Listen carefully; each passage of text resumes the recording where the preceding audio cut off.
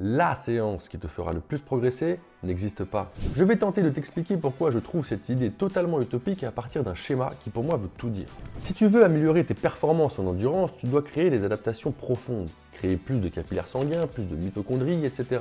Ce sont des adaptations qui mettent du temps à se mettre en place car pour ça tu dois augmenter la synthèse de certaines protéines et donc l'expression de certains gènes. C'est tout le but de l'entraînement, appliquer les bons stimulus pour activer les bons signaux et exprimer ces gènes. Pour créer de nouvelles mitochondries par exemple, il faut grâce à l'entraînement synthétiser des protéines spécifiques comme PGC1-alpha ou TFAM. Ce schéma représente ce qu'il se passe lorsque tu t'entraînes à l'échelle d'une séance de quelques jours, quelques semaines et quelques mois. Comme tu peux le voir, une séance d'entraînement peut provoquer une augmentation très rapide mais temporaire de l'expression d'un gène. Quelques heures après ta séance, le niveau d'ARN messager est revenu à son niveau basal, c'est fini.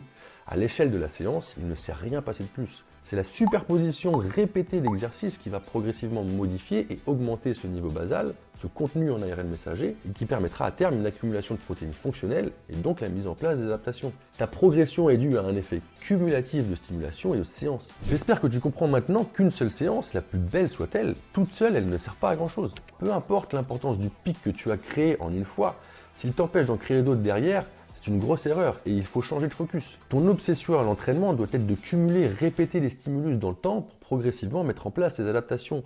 Pas de t'envoyer la séance la plus impressionnante une fois dans le mois.